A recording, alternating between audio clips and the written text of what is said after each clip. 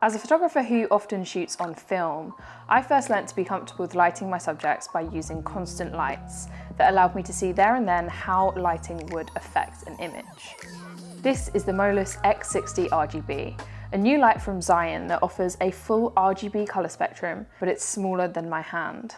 In today's video, I'm going to head into the studio with model Dan, who has featured on this channel loads of times, so you probably will recognise him.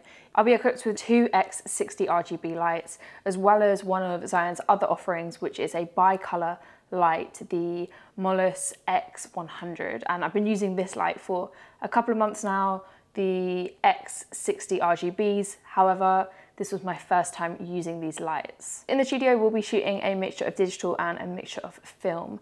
Namely, we're going to be using the Sony A7IV when it comes to digital photography. We're going to be using that with a 35mm lens. And then for film photography, we're going to be using the Mamiya RZ67 Pro II with an 110mm lens and some Portra 800. Let's talk modifiers. So Zion has sent me a couple of Bowens mount adapters that click perfectly onto the lights, and that means that I can actually use any Bowens modifier on these lights. The mount adapters also have built-in reflectors, so you could also use the adapter with no other modifier, just using the built-in reflector. But without saying much more, let's head into the studio and get started.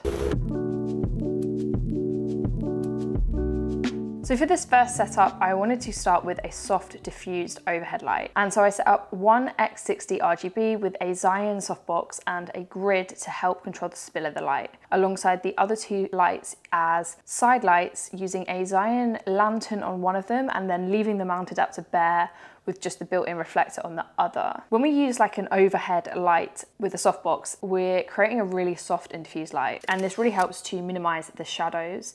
Well, what you do often get though is a fall off of the light on the front of the model's face, which you can counter using, fill lights, or you can use reflectors, which we will do later on in the video. We use the right-hand light with just the mount adapter to create a harsher rim light to the side of Dan's face.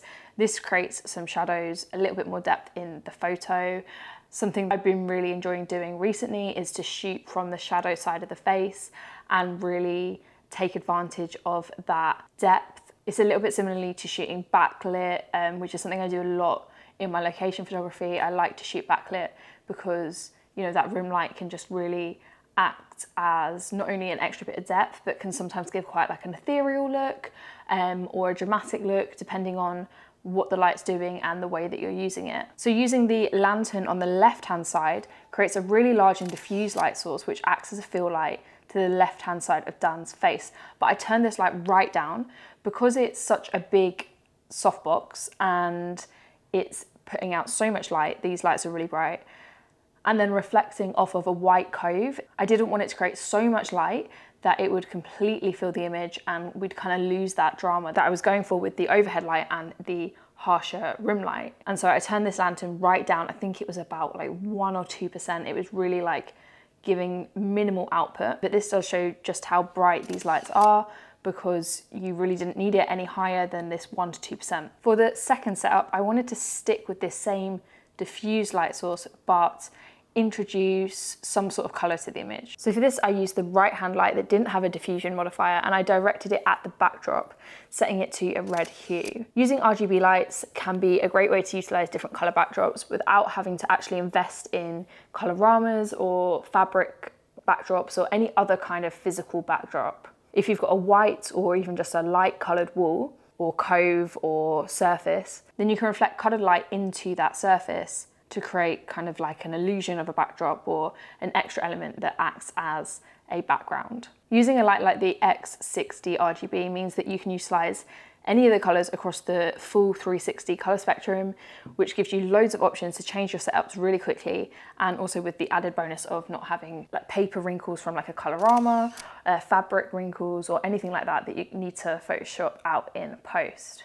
For the third setup, I switched the top light to the X100, which was the bi-colored light. And this was so that I could have both RGB lights on the ground with me. I set each light to a different hue, one being yellow and one being red, to try to recreate the gradient on Dan's jacket to create a backdrop that was a subtle nod to the styling. Another reason that having an RGB light in your arsenal can benefit you is to be able to match the set with things like styling in a really quick and simple way that allows for any surprises on the day. So for example, if you weren't privy to styling details before, or the stylist or the model or someone bought a piece of styling that wasn't initially intended, you can really quickly change your plans or adapt your set to that item without having to, you know, invest in different props or backgrounds or anything like that. You can just use the light to add that accent. So next up, we headed out of the studio and into like basically the corridor of the building, which had this like a goods lift, and it gave that kind of like more rustic, dingy kind of vibe that I really wanted to go for with this really bright styling that Dan was wearing with these really bright red shoes. For this setup, we just took one light. We took the X100. You could have used any of the 3 lights because we just wanted to utilize the white light. So you could have used the X60RGBs and just set it to a white light. I think we daylight balanced it. All 3 of the Zion lights can also be battery powered as well as mains powered. And having the option to power the lights with the battery is really useful in these scenarios where you're coming out of a studio setting. From my experience using the batteries on these lights, they probably last using the light full power anywhere from like half an hour to an hour, which isn't a massive amount of time. It's not necessarily a poor performance because you know you're using a really high output with these lights, but I would say that if you wanted to do a shoot that was, you know, a considerably longer shoot on location where you were relying just on batteries, you would probably need to have a number of them fully charged, ready to swap out. The good thing is that you can swap the batteries in between all of them. They're all interchangeable. And obviously we were in the studio, so when a battery ran out, you could just plug it into the mains. But yeah, having it battery powered is really useful for scenarios like this where you're taking it out, and also for scenarios where you're rigging it overhead or in difficult places, because then you don't have wires to have to worry about. The photos that we shot in the lift are definitely my favorite of the day. We used just one light and the ambient light, which was basically non-existent. We set the light to the side of Dan, meaning that we could create like some more dramatic, moody lighting in a really simple way. I'm always an advocate for simple lighting setups, and it really doesn't get much more simple than this. And you can also, again, in this example, really see the extent of how bright these lights are. In these shots, practically the only light that we're using is the X100 because the ambient light is pretty much non-existent. And throughout the entire shoot on this day, I was able to consistently meter around 1/250, which is a great speed to be shooting handheld with. When it comes to shooting film with constant lighting, the light output really is one of the most important factors to consider, because without a bright enough light, you'll have to compensate on other elements of your photo.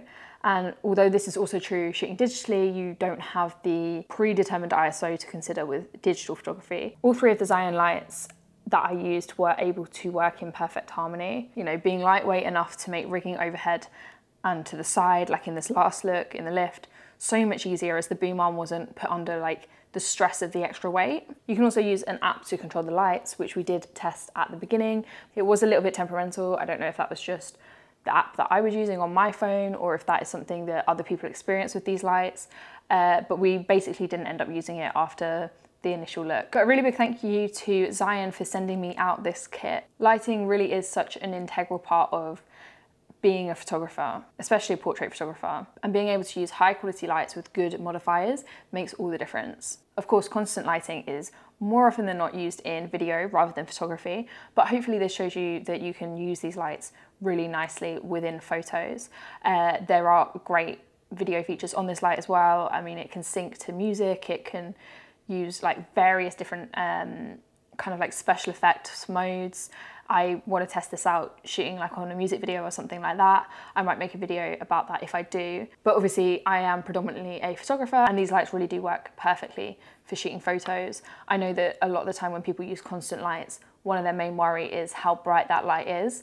And I can absolutely say that this light was bright enough to use. I was shooting at 800 ISO predominantly most of the time.